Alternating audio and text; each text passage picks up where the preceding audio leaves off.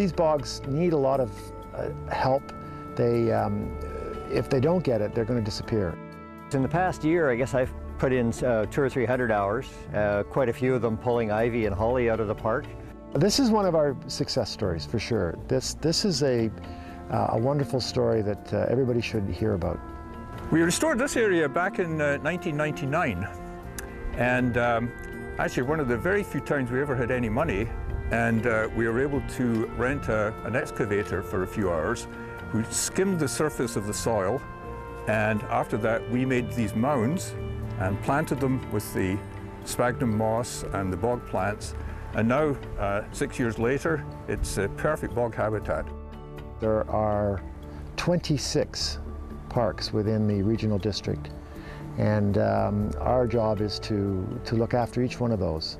We at the Pacific Parklands Foundation, we are the umbrella organization trying to raise that money for these individual parks to protect them from encroachment and overuse. If we can count on the public to support these parks, we'll have them as a heritage for our children. Decades ago, people were building on the edges of the bog here. The city put in drainage to lower the water level, because most people don't like water rising up above their floors or into their yards. And that changed the ecosystem here to quite a degree. But again, the crazy boggers, as they call themselves, decided quite some time ago that they wanted to preserve this as a bog and get it back more like it was 30, 40, 50 years ago.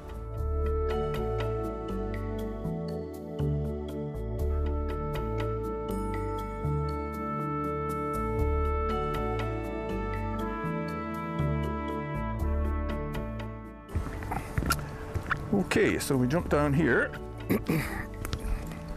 Lowering the ground level is the same effect as raising the water level. And so this is the initial experiment. And this was done before my time. So what you do is you dig a little pit, maybe 6 inches deep, and put one little plug of sphagnum moss in the center. And then over the years that has expanded and filled up that area, and you can see it goes up and goes up so far and then comes to a halt. So it's completely filled this area. This is now bog habitat.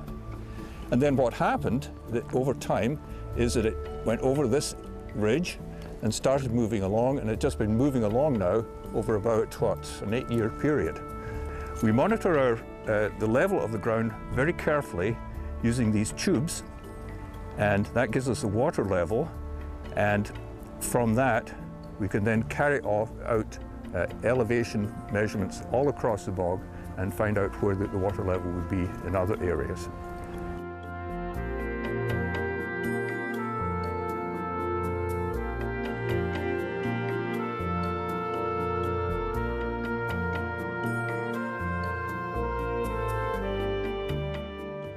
There's some real enthusiasm here in the community to protect this bog.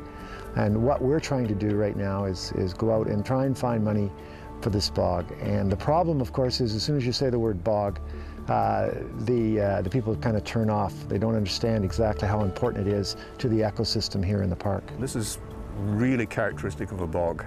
And all the bog plants have come in, and these have almost all come in spontaneously without us doing any actual planting. They've just grown in from seeds in the soil, and it's a completely natural area now.